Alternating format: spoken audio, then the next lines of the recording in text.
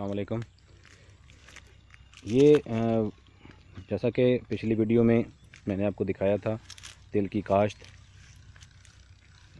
ये दो तिल की वैरायटी है TH06, उसकी मैंने काश्त की हुई है। और ये देखें, ये अल्हम्दुलिल्लाह ये तिल आपके सामने है।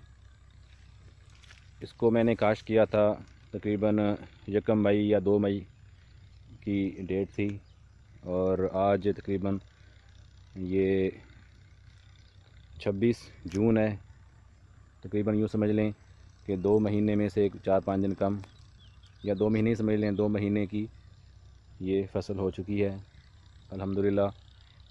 ये बहुत अच्छी, इसमें अब ये फूल भी लगे हुए हैं और फ्रूटिंग भी है। और मैं दिखाता हूँ आपको क्लोज़ करके। और ये इस पे आप इसका फल चेक करें, देखिए ऊपर फूल लगे हुए हैं और नीचे ये देखें इसकी फलियाँ, और माशाल्लाह बड़ी अच्छी और बड़े साइज़ की ये फली है। जरा कोई क्लियर नज़र आ रही होगी यहाँ से, ये देखें। और मज़ीद ऊपर भी ये देखें भी फूल लगे हुए हैं, और ये यहाँ तक इस पर ये फलियाँ लगेंगी। ये देखें, ये बिल्कुल नीचे से शुरू हुई है और ये ऊपर तक ऐसे ही इसके ऊपर ये फलियाँ लगी हुई हैं।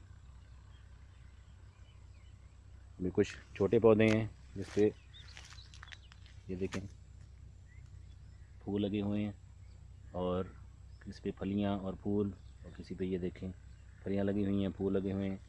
और ये देखें अल्हम्दुलिल्लाह बहुत अच्छा रिज़ल्ट मुझे मिला है इसका, इस बीज का TH06, जो कि तीली के नाम से भी मशहूर है।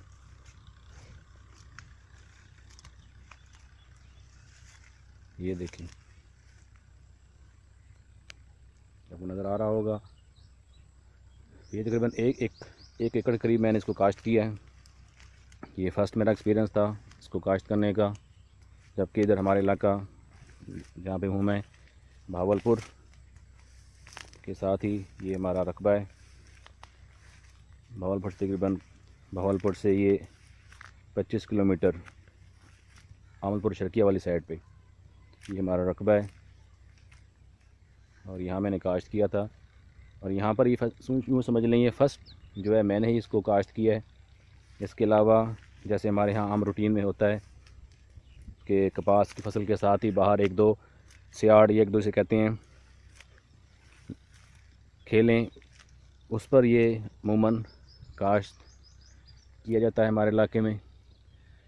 लेकिन यहाँ पर मैंने स्पेशली 1-2 वीडियोज़ देखी मैंने यूट्यूब पर, उसके बाद मुझे शौक़ हुआ कि मैं भी इस दफ़ा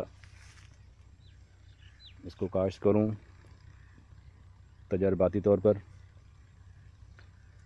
मेरा फ़र्स्ट एक्सपीरियंस था ये, इसमें थोड़ी मुझे मुश्किलात भी आई हैं।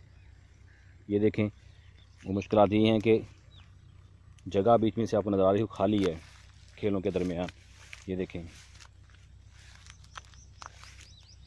ये थोड़ा सा मुझसे भी कुछ गलती हुई है इसकी काश्त के हवाले से, क्योंकि मेरा फ़र्स्ट एक्सपीरियंस था ये। लेकिन ये है कि इससे मैंने अल्हम्दुलिल्लाह बहुत कुछ सीखा भी है, लर्न भी किया है। नेक्स्ट ईयर, अगले साल इंशाल्लाह, जो इस बार कमी कोताहियाँ हुई हैं उसको मैं कोशिश करूँगा कि दोबारा ना उसको दोहराया जाए, ना रिपीट किया जाए। और ये देखें अल्हम्दुलिल्लाह अच्छी फ़सल है। इसलिए मेरा आप दोस्तों को भी यही मशवरा है कि रिवायती फ़सलें जो हैं, ये कपास, गंदम या इस तरह की दूसरी फ़सलें हैं, क्योंकि हर इलाके के लिहाज से मुख्तलिफ़ फ़सलें होती हैं। किसी इलाके में ज़्यादा कपास काश्त होती है, किसी में गंदम वगैरह, इसी तरह किसी में मकई या कमाद वगैरह। तो मेरे कहने का मकसद ये है कि वो रवायती फ़सलों से हट कर भी फ़सलें आप काश्त करें। रिवायती फ़सलें ठीक है, उसमें ज़्यादा प्रॉफिट होता है, लेकिन अमूमन पिछले कई सालों से देखा गया है कि जो रवायती फ़सलें हैं, कपास या गंदम वगैरह या कमाद वगैरह, उसका किसान को कोई अच्छा रेट नहीं मिल रहा। इसलिए मुझे भी पिछले 2-3 साल से इसी तरह के प्रॉब्लम्स, इसी तरह के मसाइल का सामना था। चुनांचे इसलिए मैंने सोचा क्यों ना कोई नई फसलें काश्त की जाएं। ये देखें,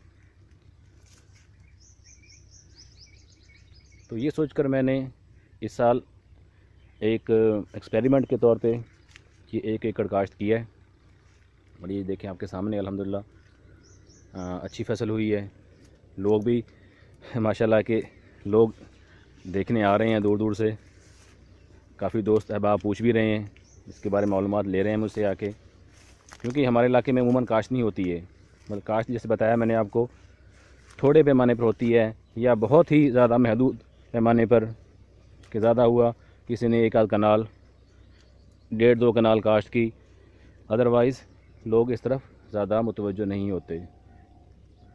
और दूसरी बात ये आपको पता ही है, तेल का रेट जो मौजूदा दौर चल रहा है, इसमें कम से कम 7 से 8 हज़ार रुपया मन इसका रेट है। अगर आपकी फसल अच्छी होती है तो आप तकरीबन 12 से 14 मन फ़ी एकड़ तिल की फसल को आप ले सकते हैं, हार्वेस्ट कर सकते हैं। और फिर उसको खुद मल्टीप्लाई कर लें आप। अगर आपकी 10 मन भी होती है, उसको मल्टीप्लाई कर लें आप, ज़रब दे लें 8,000 से, और ख़ुद ही इसका बना लें कि कितने पैसे बनते हैं। और इसका मज़े की बात जो है, इसका पीरियड, इसका दौरानिया जो है वो भी तकरीबन मैक्सिमम जो है 100 डेज़ है। 100 दिनों में ये फसल तैयार हो जाती है।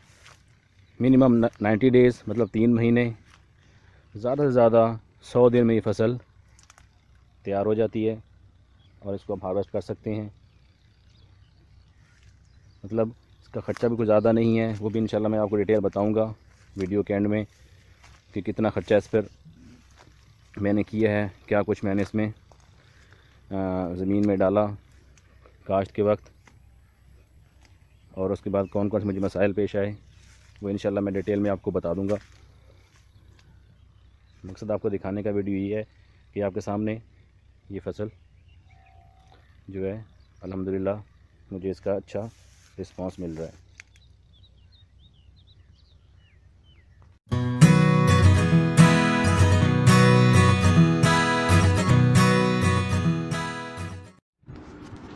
अस्सलाम वालेकुम दोस्तों, जैसा कि अभी आपने मेरी वीडियो देखी, तो इस वीडियो के दौरान मैंने आपको बताया कि मैं इस वीडियो के आखिर में आपको तिल की काश्त के हवाले से कुछ बातें बताऊंगा। तो दोस्तों, ये जो मैंने वैरायटी काश्त की हुई है, ये TH06 जो तिली के नाम से भी मशहूर है, ये मैंने काश्त की है। और इसके लिए जो ज़मीन का इंतखाब आप करेंगे वो ज़रख़ेज़ और मेरा ज़मीन इसके लिए मौजू और अच्छी तस्वर की जाती है। इसके बाद बीज का इस्तेमाल, कि आप कितना बीज जो है आपको चाहिए होगा, आपको दरकार होगा, तो 1 किलो से 1.5 किलो बीज फ़ी एकड़ के हिसाब से आप इस्तेमाल करेंगे। अब है इसके बाद इसका वक्त काश्त, कि कौन सा वक्त इसकी काश्त के लिए मौजू तरीन और अच्छा मौसम है। तो 1 अप्रैल से 1 अगस्त तक इसको आप काश्त कर सकते हैं। आइए अब मैं आपको बताता हूँ इसका तरीक़ा काश्त के हवाले से कि किस तरह इसको आप काश्त करेंगे। तो ज़मीन को आप अच्छी तरह हल चलाकर नरम कर लें, बारीक कर लें, हल सुहागा के इस्तेमाल के ज़रिए। इसके बाद इसके 2 तरीक़े हैं। एक तो तरीका ये है कि आप वत्तर, जब ज़मीन आपकी वत्तर में हो तो उस पर हल और सुहागा चलाकर उसको बारीक कर कर छट्टा दे दें बीज का। और छट्टा देने के लिए आपको, क्योंकि ये 1 किलो बीज जो कोई नया छट्टा देने वाला है, वो तो लगता है आधे खेत में ही उसको पूरा, आधे से भी आधे खेत में इसको ख़त्म कर देगा। तो इसके लिए आप ऐसा करें कि वो जो आपका बीज है 1 से 1.5 किलो बीज, उसमें 4 से 5 किलो रेत शामिल कर लें। रेत शामिल करने का फ़ायदा ये होगा कि जब आप छट्टा देंगे तो उसमें थोड़ी तादाद में बीज आएंगे और साथ जो है रेत जो है वो भी साथ साथ आपके हाथ में आती रहेगी। इस तरह जो है एक ही जगह पर ज़्यादा बीज गिरने या गिराने से आप बच जाएंगे।